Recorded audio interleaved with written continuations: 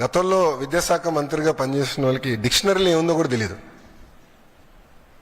ఎందుకంటే కౌన్సిల్లో ఒక వ్యక్తి లేసి ఒక పదం వాడితే నేను అబ్జెక్ట్ చేశా, తీవ్రంగా అబ్జెక్ట్ చేసి వాళ్ళ డిక్షనరీలో దేవుడు అంటే ఏముంది, కూటమి ప్రభుత్వం డిక్షనరీలో దేవుడు అంటే ఏముందో చదివి చెప్తే గతంలో విద్యాశాఖ మంత్రిగా పనిచేసిన వ్యక్తి కనీసం అది కూడా తెలియదు.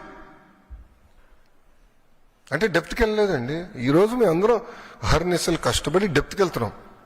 ఎందుకంటే పిల్లలది ఫార్మేటివ్ ఏజ్, సరైన దారిలో పెట్టాల్సిన బాధ్యత మా పైన ఉంది. అందుకే మీరు చూస్తే చాగంటి కోటేశ్వరరావు గారిని అడ్వైజర్గా పెట్టుకున్నాం.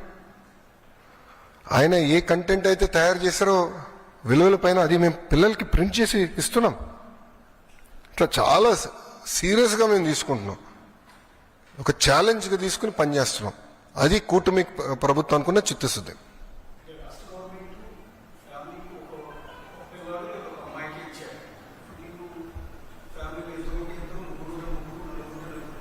ఐదుగురు ఉంటే ఐదుగురు. ఎస్,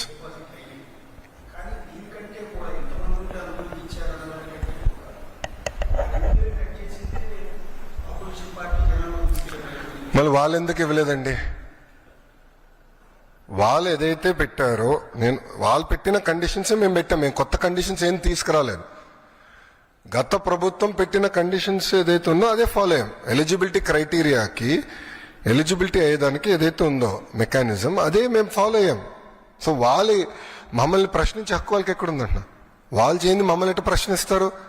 ఇప్పుడు కాంటే వీడియో ఇస్తాను నేను, వాళ్ళ పార్టీకి చెందిన నాయకులు ఎంతమంది పిల్లలు ఉంటే అంతమంది పిల్లలకి ఇస్తానని చెప్పి వాళ్ళు ఇవ్వకుండా మమ్మల్ని ప్రశ్నించి హక్కు వాళ్ళకి ఎక్కడి నుంచి వచ్చిందండి? మాకు ఆ చిత్తశుద్ధి ఉంది, మేము ఇస్తున్నాం. 2 ఉంటే 26,000 ఇస్తున్నాం, 3 ఉంటే 39,000 ఇస్తున్నాం.